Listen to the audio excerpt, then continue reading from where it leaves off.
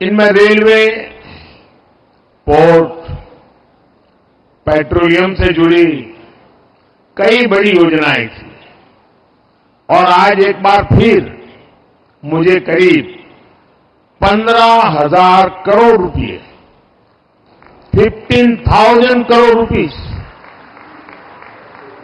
उसके विकास कार्यों के लोकार्पण और शिलान्यास का सौभाग्य मिला है। के आर्थिक विकास को गति मिलेगी। इनसे युवाओं के लिए रोजगार के नए अवसर भी पैदा होंगे। मैं आप सभी को इस अवसर पर बधाई देता हूं, शुभकामनाएं देता हूं। साथियों, आधुनिक दौर में विकास की गाड़ी को रफ्तार देने के लिए बिजली बहुत बड़ी जरूरत होती है। किसी भी राज्य की इंडस्ट्री हो, आधुनिक रेल सुविधाएं हो या आधुनिक टेक्नोलॉजी से जुड़ी हमारी रोजमर्रा की जिंदगी हो, बिजली की किल्लत में कोई भी राज्य, कोई भी देश विकास नहीं कर सकता। इसलिए हमारा प्रयास है कि पश्चिम बंगाल अपनी वर्तमान और भविष्य की बिजली जरूरतों को लेकर आत्मनिर्भर बने। आज दामोदर घाटी निगम के तहत Raghunathpur thermal power station phase 2 परियोजना का शिलान्यास इसी दिशा में एक बड़ा कदम है। इस परियोजना से राज्य में 11,000 करोड़ रुपए से ज्यादा का निवेश आएगा। इससे राज्य की ऊर्जा जरूरतें भी तो पूरी होगी ही, आसपास के क्षेत्रों में आर्थिक विकास को भी गति मिलेगी। आज इस थर्मल प्लांट के शिलान्यास के साथ ही मैंने मेजिया थर्मल पावर स्टेशन के एफजीडी सिस्टम का उद्घाटन किया है। ये एफजीडी सिस्टम पर्यावरण को लेकर भारत की गंभीरता का प्रतीक है। इससे इस इलाके में प्रदूषण को कम करने में बहुत बड़ी मदद मिलेगी। साथियों, पश्चिम बंगाल हमारे देश के लिए, देश के कई राज्यों के लिए पूर्वी द्वार का काम करता है। पूरब में इस द्वार से प्रगति की अपार संभावनाओं का प्रवेश हो सकता है। इसलिए हमारी सरकार पश्चिम बंगाल में रोडवेज, रेलवेज, एयरवेज और वाटरवेज की आधुनिक कनेक्टिविटी के लिए काम कर रही है। आज भी मैंने फरक्का से रायगंज के बीच नेशनल हाईवे 12 का उद्घाटन किया है, NH-12 का उद्घाटन किया है। इसमें करीब 2,000 करोड़ रुपए, 2,000 करोड़ रुपए खर्च किए गए हैं। इस हाईवे से बंगाल के लोगों के लिए यात्रा की रफ्तार बढ़ेगी। फरक्का से रायगंज तक का जो पूरा सफर है वो 4 घंटे से घटकर आधा हो जाएगा। साथ ही इससे कालियाचक, सुजापुर, मालदा टाउन आदि शहरी इलाकों में यातायात की स्थिति भी सुधरेगी।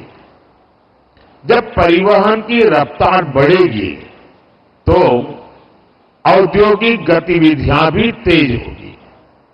इस इलाके के किसानों को भी फायदा पहुंचेगा। साथियों, इंफ्रास्ट्रक्चर के दृष्टिकोण से रेल, पश्चिम बंगाल के गौरवशाली इतिहास का हिस्सा है, लेकिन इतिहास की जो बढ़त बंगाल को हासिल थी आजादी के बाद, उसे सही ढंग से आगे नहीं बढ़ाया गया। यही कारण है कि तमाम संभावनाओं के बावजूद बंगाल पीछे छूटता गया। पिछले 10 वर्षों में हमने उस खाई को पाटने के लिए यहां के रेल इंफ्रास्ट्रक्चर पर बहुत जोर दिया है। आज हमारी सरकार बंगाल के रेल इंफ्रास्ट्रक्चर के लिए पहले के मुकाबले 2 गुने से भी ज्यादा रुपए खर्च कर रही है। आज भी मैं यहां एक साथ भारत सरकार की 4 रेल परियोजनाओं को बंगाल को समर्पित कर रहा हूं। ये सभी विकास कार्य आधुनिक और विकसित बंगाल के हमारे सपनों को पूरा करने में अहम भूमिका निभाएंगे। मैं इस समारोह में और अधिक आपका समय लेना नहीं चाहता हूं, क्योंकि बाहर 10 मिनट की दूरी पर ही विशाल मात्रा में बंगाल की जनता जनार्दन इस कार्यक्रम में शरीक होने के लिए बैठी हुई है। वो मेरा इंतजार कर रही है और मैं भी वहां खुले मन से जम करके बहुत कुछ कहना भी चाहता हूं, और इसलिए अच्छा होगा कि मैं सारी बातें वहीं पर बताऊं। यहां के लिए बस इतना काफी है। एक बार फिर आप सभी को इन परियोजनाओं के लिए बहुत बहुत बधाई देता हूं। धन्यवाद जी। तो पश्चिम बंगाल के कृष्णानगर से प्रधानमंत्री नरेंद्र मोदी को आप सुन रहे थे। पश्चिम बंगाल की जनता को सबसे पहले उन्होंने धन्यवाद दिया और इस बात का आभार प्रकट किया कि इतनी बड़ी संख्या में लोग जो हैं वहां जनसभा में पहुंचे। साथ ही आधुनिकीकरण की नई एडवांस टेक्नोलॉजी का जिक्र करते हुए पीएम यहां पर नजर आए। पीएम ने कई परियोजनाओं का यहां से जो है उद्घाटन किया। इतना ही नहीं, पश्चिम बंगाल के दौरे का दूसरा दिन आज पीएम का है। रघुनाथपुर बिजली परियोजना का उद्घाटन उनकी तरफ से किया गया। दूसरा चरण जो है ये इसकी शुरुआत की गई है रघुनाथपुर बिजली की, और साथ ही 11,336 करोड़ का ये पूरा प्रोजेक्ट है, जिसके दूसरे चरण की शुरुआत पीएम की तरफ से की गई है। तो बड़ी जानकारी इस वक्त की आपको दे रहे हैं। देखिए अब प्रधानमंत्री नरेंद्र मोदी का अगला कार्यक्रम, जिसमें पीएम जिक्र करते हुए नजर आए कि वहां पर लोग मेरा इंतजार कर रहे हैं।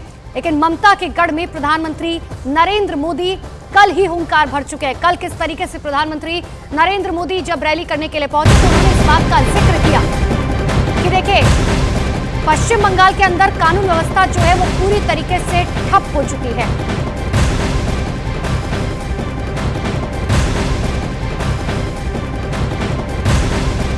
तो प्रधानमंत्री नरेंद्र मोदी का पश्चिम बंगाल के दौरे का आज दूसरा दिन, जहां पर प्रधानमंत्री नरेंद्र मोदी ने 11,000 करोड़ से भी ज्यादा की परियोजनाओं का उद्घाटन उनकी तरफ से किया गया।